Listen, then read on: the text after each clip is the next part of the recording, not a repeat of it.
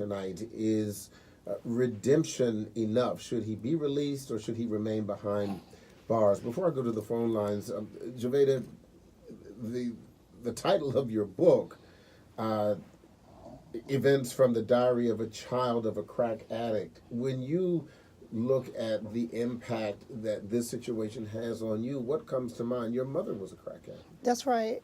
So she was an addict in Upper Northwest. So she bought from Morton Street, back then it was called 640, 7th and Taylor, 3rd and Upshur, 9th and Crittenden. These were all of the drug spots that I can remember my mother running and sets of. So it affected me because I went to Barnard Elementary, then Rabault Junior High. And so all of the drug dealers then was hanging around those schools. They were picking up their girlfriends, like you said. They was 15, 16 years old with Mercedes-Benz and 300ZXs and BMWs. That was the thing to be. I don't know why. Police never pulled them over, asked for a driver's license. But that's what it was back then. So I would get teased because of who my mother was. And teased by whom? Teased by the kids in school or the drug dealers who have told their friends or their girlfriends, oh, her mother's a crackhead. And my life kind of spiraled out of control as a teenager because it got to the point where when my grandparents were very prominent in the church, and so they traveled a lot. So when they were away and my mother was watching me or something of that sort, I could only date drug dealers, according to my mother. And my book talks about that. Your grandfather was Bishop Walter McCullough. Yes, my grandfather was Bishop Walter Sweet Daddy McCullough of the United House of Prayer. Mm-hmm. So I was left in a very upscale home, maids, being chauffeured to and from school. I mean, I was left in the best conditions. My mother didn't leave me in bad conditions, but my heart always wanted my mother. So how did your mother get associated with that life? I mean, she grew up, like you said, with maids and all of this. How did she get lured into that? Because, like we know, so there's that differentiation between powder cocaine, crack and powder. Mm-hmm. So my mother was the go-to person for several celebrities when they came to town. For what? For drugs, for powder cocaine, whether they were gospel recording artists, whether they were in the limelight. She was the go-to person for that. So she kind of got caught up in it. Funny enough, my mother learned to use drugs from my uncle who came home from Lawton. Mm-hmm. And that's where she first got introduced to it. Do you know whether or not your mother had any association directly or indirectly with Rayful Edmond or his empire? Well, I know that I don't believe that she ever had any direct association, but I know that his runners were all around Morton Street, all around. Like when we would go to, I was not supposed to be in the Black Hole, but when I was up at the Black Hole, which was Celebrity Hall, going to see Rare Essence, Go-Go at the time, and they would be running the streets. 640 was the place to be, and that's where they would get drugs from all of the time. So she dealt with a lot of his connections, but I do not believe that she dealt with him directly. I need to go to a break, but before I go, I need to ask both James and Javeda, and I'll ask James first because we're going to lose him. Do you think Rayful Edmond should be released? I do, because, and the reason I think that is because 30 years is a long time in prison for anybody. What about you, Javeda? Absolutely. Everybody deserves a second chance. I mean, he's cooperated. His life is at risk even coming home because he's cooperated. We're going to take a break. When we come back, we're going to go to the phone lines. Ken calling from D.C., James calling from D.C., Michael calling from Maryland. We're going to talk to you. If you're having difficulty getting through, please keep trying. Lots to discuss during the second half of the Daily Drum on Sirius XM, channel 141. Stay with us. We will continue. I'm Harold Fisher. Jeff Brown is next with the original Quiet Storm on WHUR. And as I said, this conversation continues on Sirius XM channel 141, 202-319-7810, 202-319-7810. We'll be back in a moment. Oh, hold on. James, stay right there. I I'll get forgot it I gotta for you. take your I'll get it picture. for you. Smile. Hope you don't have any warrants. Excellent. James, listen. Stand by. We're gonna come right back into it.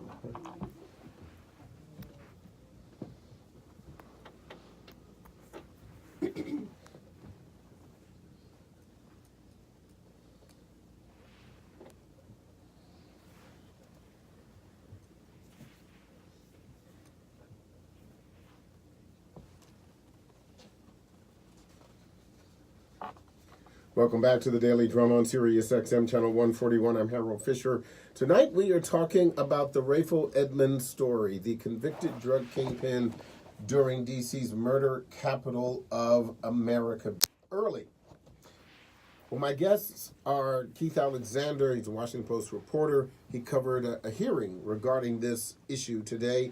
Gavata Smith, author of Get Yourself Together First Events from the Diary of a Child of a Crack Addict. And now joining us, Kara Ghosh, Director of Strategic Initiatives with the Sentencing Project. Lines are open at 202-319-7810,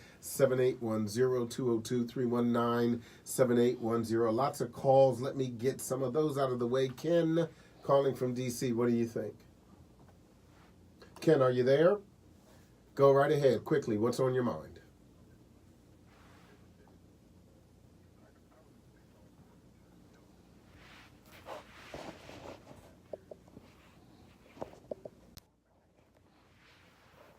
Ken, let me stop you there, and I didn't have a chance to say that, because here's my issue, and because I was here, okay?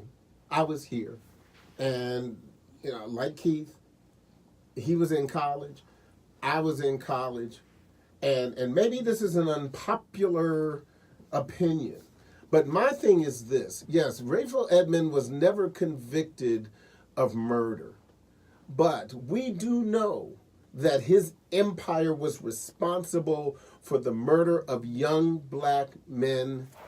It was genocide. Hold on. You know that as a police officer. And we know, whether you watch Law and Order or you went to law school, that in any city where there is the death penalty, for example, and even as we are seeing changes across this nation as it relates to the death penalty, you can be the person behind the trigger and get 20 years. But if you ordered the person behind the trigger to do it, you were the one who got the needle. Okay? And, okay, so I'm a little, you know, hold on, I'm not finished. Because, you know, and I remember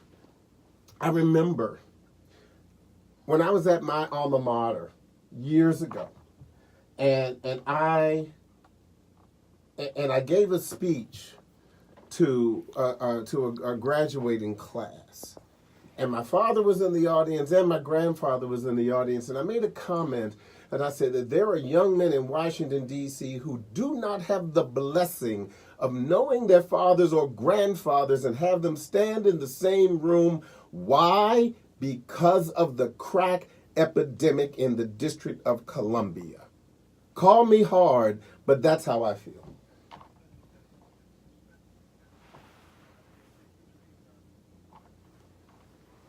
This ain't about that. This is about the crack epidemic and the violence that put blood on the street, and the simple and you're welcome to your opinion.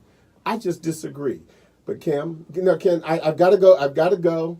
But I appreciate your perspective, because it is a different one, and you were a police officer, so I appreciate that. But I've got to take another call. Thank you so much. Let me go to Michael. Michael, calling from Maryland. What's on your mind?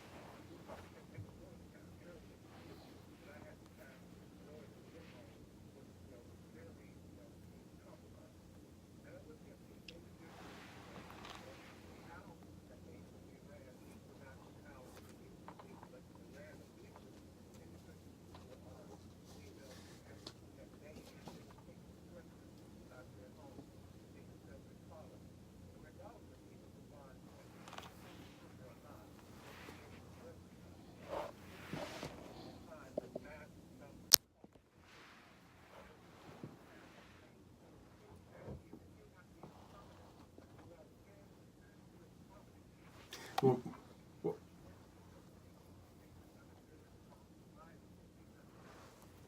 well, Michael, thank you so much for sharing that with me. I appreciate your passion and your opinion. Keith, you had something to say. He raised a couple points that I just want to address really quickly. One, D.C. Superior Court had to create a program for abandoned children and babies because parents were abandoning and walking away from their children during this time. So the courthouse had to create a program in which to care for, in which to find foster care for these children. So that's one of the things they had to do. One of the things also that struck me was interesting was that once Edmond was convicted, then you start seeing even more violence. Why did you start seeing more violence in the street? Because everyone was now jostling to be the next Rayful Edmonds. They were trying to defend, trying to take over that territory. So you had drug dealers fighting drug dealers. So violence even escalated once Edmond was arrested. And then third, young black men walking the streets of Washington, D.C. were all often counted together by police officers because they're thinking, oh, you must be a drug dealer. You must be. I heard this from residents when I was doing a story on this, how her son and his friends walking down the street, police officers will run out and jump out, doing the jump out, assuming you're a young black man, you must be dealing drugs, you must be part of Rayful's crew. So again, other areas and other aspects of during Rayful Edmonds' time. And the other thing too, and I'm sure if you go back to the story archives, just because Rayful Edmond first went to prison, his activity didn't stop. And that's a very good point. And that also could affect whether or not he gets out of prison early. When he got convicted and went to prison in Pennsylvania, he continued to sell drugs out of prison in Pennsylvania.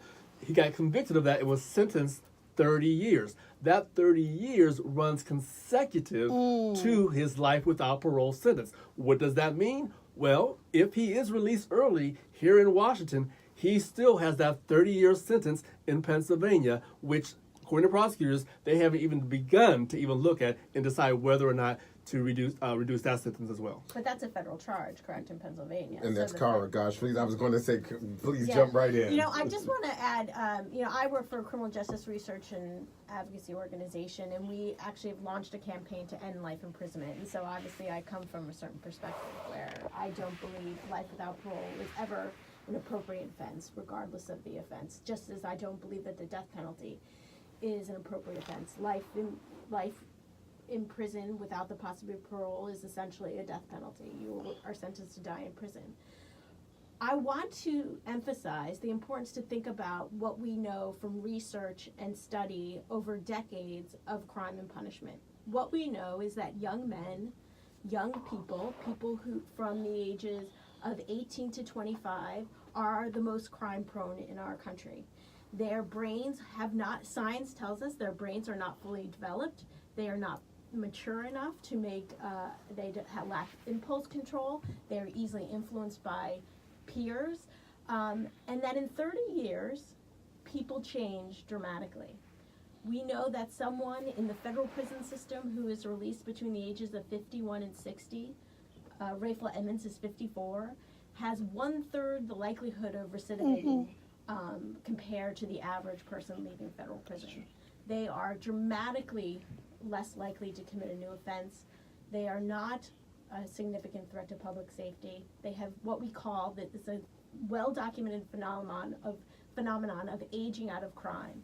And I think that always has to be considered when we're talking about sentence reductions, is that people do in fact age out of crime. The likelihood of them being convicted again is greatly diminished as they get older. But even at the hearings that I've covered, that has never come up. I don't think anyone's questioning whether or not Rayful Edmonds will go back into drug dealing. The question is whether or not his cooperation merits early release based on his crimes. Or is 30 years enough? I mean, he has served 30 years in prison. 30 years is a long time, and to me, he has no other option. In this country, the federal prison system incarcerates thousands of people in their prisons who will die there. Half of those people are there for drug offenses. They have not been convicted of a violent offense. And I think that is an extreme situation. Most people who are serving life sentences in this country at the state level have been convicted of violent offenses. There is evidence. They have been convicted by a jury. They have been convicted in court. They have pleaded that they have committed a violent offense. That's not what we're seeing in the federal prison system. Half of those people are there for drug offenses. But let me say this, and for the most part, I agree with you. Rayful, Edmond, and I are the same age. Okay, so and so when you talk about minds not developed and I get that, but Rayful Edmond during the reporting during the 1980s and after his arrest was considered and probably still is considered a genius. That's it. Okay, that's correct. And the only difference between his genius and perhaps a Bill Gates or someone else is that Rayful Edmonds ran a criminal enterprise that was responsible for addiction and reputed murders and the like. And so, yes, he probably could have sat on the board of General Electric or Google. He could have, but the circumstances under which his notoriety developed did not happen. Yes, I agree that you can age out.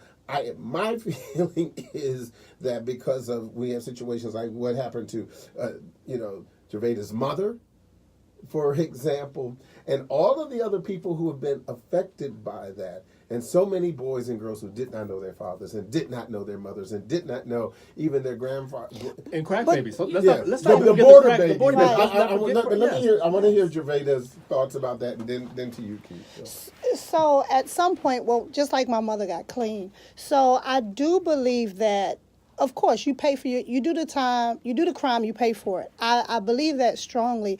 But at some point, I have to agree with her as far as aging out of it. And it's not just about the federal system or a certain age. It has been in reports that if you do over a 5 to 7 year sentence, you are less likely to reoffend. So yes, we're not talking about Rayful reoffending. And I've had family members that have gotten sick, several family members that have out of my book, Get Yourself Together First, talks all about it. But out of 4 children, 3 of my grandparents' children were on crack. 3 of them. Only 1 of them turned out to be a preacher. All of the rest of them were subject to the crack epidemic. So they didn't have their children the way they wanted their children. So yes, you feel that, but I guess the question is, when do you move on? Or do you just let him continue to be penalized for him? Or, like you said, he's going to die in prison. I mean... Keith. One of the things that also just comes up when we talk about all the residuals, I'm just throwing everything out there. Let's not forget Howard University Hospital in the neonatal care. You had hundreds of babies being born addicted to crack cocaine. My niece and nephew. And, border babies. Mm-hmm. And which this radio station has done radiothons to help support them and to provide shelter. But please go ahead. So, I'm just throwing out all the various aspects of what crack cocaine did to this city. Mm-hmm. And it did more than just, you had, housewives and mothers who became streetwalkers overnight. Literally, church women who became streetwalkers overnight because of this addiction. And it changed the landscape of the city and the people and their generations. That's one of the things that people just, yes, I get it. It was, 30 years ago, but the tentacles are still out there. I don't think we should pretend that the drug epidemic or problem has gone away. We are in the midst of a huge opioid crisis where 70,000 people every year are dying from overdoses. This is unprecedented. I don't want anyone to think that I somehow support or endorse criminal behavior or drug trafficking. I just think we need to be strategic in how we use limited public resources. Should those resources be used to help people avoid addiction, be used to help avoid overdoses? use a public health approach to try and address the drug crisis? Or should we be instead investing resources where you're spending $1 million over the lifetime of one individual involved in the drug trade to incarcerate them, even into old age when they no longer present a threat to public safety? Is that a good use of public resources when we already are in the midst of a drug crisis here, even in Washington, D.C.? So let me ask you about this, because again, I have the institutional knowledge, because what you're saying right now, and I'm not saying it's wrong, what I am saying is that I've heard that before, and this is why, and I'm not talking about the $1 million. That to me, yeah, that's a valid argument about making sure that this individual is punished and it costs the state or the federal government $1 million. I get that, but during the crack epidemic, one of the main things that we heard from forward-thinking public servants was to attempt to eliminate the need for that, because we couldn't fight it. And the war on drugs didn't work. Exactly, but exactly. So they tried to come at it from the back way, instead of just eliminating and breaking down doors and cleaning up the streets. They tried to deal with it from a treatment and even and we saw what happened. Well, now. But they haven't. There has not been the kind of resources devoted to a public health approach to address drug addiction. What I'm saying is, first we had crack, now we have opioids. It's the same. It is the same thing. It is the same. And so I think that the difference is that now the opioids are legally made, and as opposed to coming. Well, and across also in the suburbs too. Yeah. That's so also the difference. and even in the suburbs, the desire for these drugs is just as high, and even more dangerous because during the crack epidemic, the crack didn't kill. It was the violence that came with it. Now we have these drugs that'll kill you with one dose. And so I think, certainly, sidebar, forgive me. Real quick before this, and I know I threw a lot of things, but also about a year or so ago, I tried to track down Rayful Edmond. I found out that he was in witness protection, but I talked to various people, including former Attorney General Eric Holder, and people were saying what Rayful was doing inside the prisons, he's working with young people, he's mentoring young people, he's become a role model. Because what I'm saying is that he obviously has a story that if he's released, maybe young people can go to him and say, well, no, hey, don't go the road that I chose. But that's one of the things that he's been doing. Well, obviously in addition to cooperating, but he's also mentoring young people in prison, and that was one of the things that these prosecutors wanted to get out. That he's become one of those people because young people idolize him, right? He was in Jay-Z lyrics, he was in these movies, so he was idolized, and so he used that to really counsel and work with young people in prison. So I did want to also present that as well. And maybe Gavata, maybe if he gets out, then he can go on the speaking circuit and make even more money than he made when he was doing. My question is, what happens to? My question is, what happens? He's going to remain. If he gets out of prison, he's going to remain in witness protection. I was about he has to remain. That's what I was about. That was my position. Once you're labeled a snitch, and all of these people that have been convicted because of it in their discovery, whether it says witness or whatever, people know who told what on them. You know who knew what. So where is he even going to live? I mean, if he gets out of prison, he'll still be in prison. I guess that's what I'm trying to say. He can never really have a full life. So we're suggesting that if he is released, that he would be in Iowa somewhere. And I'm not being facetious. I'm serious. Iowa, Arizona. He would have to be. He would have to be away somewhere from Missouri, right. away from the community that he left. With a different name, a different identity. Yeah, absolutely. Let me go to James calling from D.C. James, thanks for holding on. What's on your mind?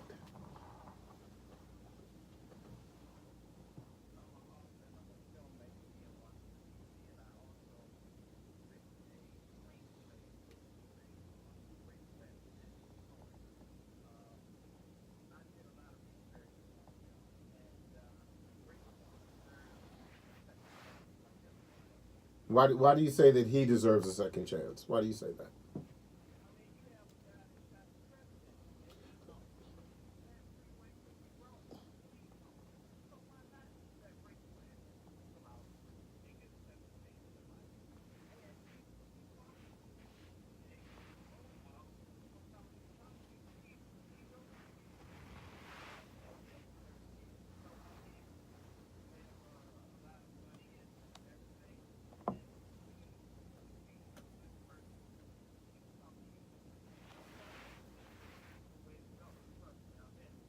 Okay, James, thank you so much. So here's my question, Kara, because you made a really salient point.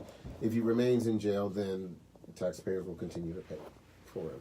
But if he's released, if he's in witness protection, wouldn't they still be paying for that?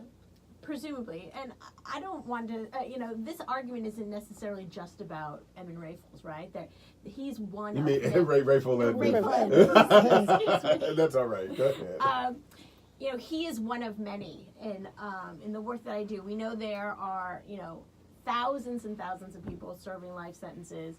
We know that the war on drugs has, cost trillions of dollars over 40 years. His case is really just a symbol of a much bigger issue in this country, is in how we have decided to address drug addiction, and it has been counterproductive and ineffective. Real quick, his case is also taken into has turned into a symbol of, if you cooperate with prosecutors, what do you get out of that? And if prosecutors are saying, hey, he's cooperated over 20 years, and because of that, we want to reward him. So people who are incarcerated now are looking at this closely to see, okay, what happens here? Do I need to follow the same? Do I need to do the same thing to get out? So this is going to be served as a benchmark because it is Rayful Edmonds and because it is gained such notoriety. And I would also say, just as we were talking with James, is that not everyone has Rayful Edmonds' stature. There are people that you were talking about who, when they get out, they're not going to be in witness protection. They will be free men and women. Mm-hmm. They will be free to pursue jobs and to walk that straight and narrow, no longer be the responsibility of the state or the federal government. In the Rayful Edmond case, I think that is so highly unique. But yes, whether you're talking about marijuana sales, because we are seeing a huge change, a huge shift in the stigma, the criminal stigma, the social stigma attached to marijuana sales. And there are folks in prison now who maybe sold marijuana, who, if they had been arrested for the same thing today, probably would have gotten a slap on the wrist. That's right. Yeah, I mean, we need to, think very broadly about how we treat drugs. I mean, it's an interesting issue of marijuana, right, with legalization coming, but people who have criminal records for marijuana sales being shut out of the industry, of the legal industry. Exactly. And so, where is the justice there? We need to make sure that there's retroactive application that allows people to expunge their records so that they can enter into this industry, and instead it's being dominated by white, wealthy, Republican former speakers of the House. So, it's very broad and difficult issue, but it's something that I think that is worth the investment and time to think about constructively. How can we be most effective in reducing substance misuse and reducing overdose deaths? Gavata, when you look back, how old are you now? I'm 43. You're 43. When you look back on the impact that the crack epidemic has had on your mother's life, mm-hmm. and on you, how did you get here from there? How did you escape the nightmare that so many people, like your mom and other members of your family, were enduring? Well, I did not escape.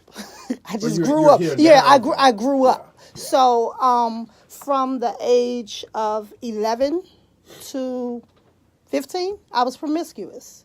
I dated drug dealers, crack dealers, because they got me off punishment. My mother put me on punishment. This is how they got me off of punishment. And so these men were 25, 30, 35 years old.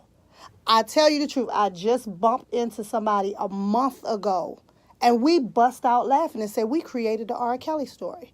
Because I was that young and he was 20 years older than me. Oh, Lord. We'll have to bring you back. No, but I mean, just realistically, because he was a big time drug dealer down on 9th Street. But he done been to prison, did his time, but he lives differently now. But needless to say, it affected me all through that. And then at 16, I found myself pregnant.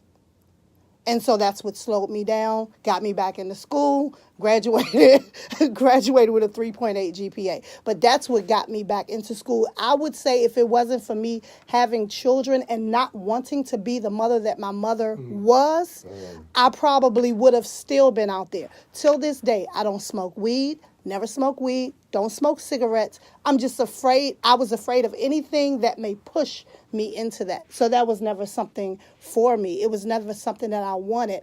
As far as who my mother is today, she's into church, she works. The thing that hurts me the most about who she'll be 70 this year, that hurts me about who she is today is because the 24 years she spent on crack, everybody else was working. 24 years. 24 years she was on crack. So, and she got clean in 99. So the 24 years that she was on crack, everybody else was working. So now that everybody else is retired, my mother's still working. And you could also argue that there was a lot that you missed. It was absolutely a lot that I missed. In a real because mother-daughter because my relationship. heart still wanted my mother. My heart still, the only redemption I get out of that is because my mom helped raise my baby girl and sent her off to college. Mm-hmm. So that's kind of like where we kind of picked up the pieces in the end. But it does not mean that people aren't still falling victim to the same thing. Yeah. To the same thing. I have a brother that left the area. He as long as he's here, he goes back. He'll do good for 3 years and go back into it. But now that he's in North Carolina, he does great.